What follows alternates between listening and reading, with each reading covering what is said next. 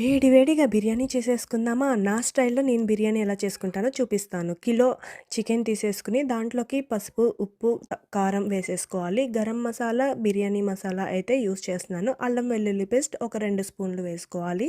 And దీంట్లోకి పెరుగనమాట. చక్కగా లైట్‌గా పుల్లగా ఉన్న పెరుగు బావుంటుంది. 3 టేబుల్ స్పూన్స్ అయితే వేసేయాలి. బాగా కలిపేసి పక్కన పెట్టుకోవాలి. ఈలోపు ఫ్రైడ్ ఆనియన్స్ కోసం ఫ్రై అయితే చేస్తున్నాను. అండ్ రైస్ కడిగేసిన తర్వాత బిర్యానీ దినుసులు, ఉప్పు వేసేసి ఇప్పుడు మనం కొత్తిమీర, పుదీనా గూడా వేసేయాలి. ఫ్రైడ్ ఆనియన్స్ ఇలా చక్కగా గోల్డెన్ కలర్ వచ్చే వరకు ఫ్రై చేసుకుంటే సరిపోతుంది. ఇప్పుడు బిర్యానీ ఆకులు, ఎసరు ఏసేసి పొయ్యి మీద పెట్టేస్తమే అనమాట. అండ్ మనం కలుపుకున్న చికెన్‌ని మనం దేంట్లో అయితే దమ్ చేసుకుంటున్నామో దాంట్లోకి తీసుకొని కొత్తిమీర, పుదీనా, ఆయిల్ అండ్ ఘీ ఏసేసి చక్కగా ఇలా కలిపేసుకోవాలి.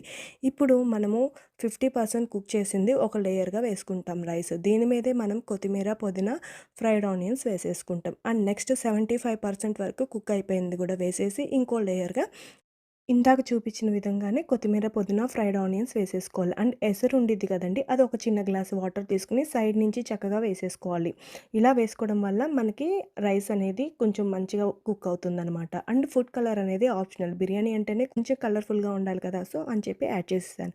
ఇప్పుడు హై ఫ్లేమ్‌లో మనం ఒక 10 మినిట్స్ అండ్ లో ఫ్లేమ్‌లో 20 మినిట్స్ కుక్ చేసుకుంటే మన బిర్యానీ అనేది రెడీ అయిపోతుంది. వేడి వేడిగా దించిన తర్వాత వెంటనే నెయ్యి అనేది యాడ్ చేయాలి. అప్పుడు రుచి ఇంకా బావుంటుంది. ఇప్పుడు ఒక 10 మినిట్స్ మూత పెట్టేసిన తర్వాత సర్వ్ చేసేసుకోవడమే. చాలా రుచికరమైన బిర్యానీ ఇంట్లోనే ఈజీగా చేసేసుకోవచ్చు.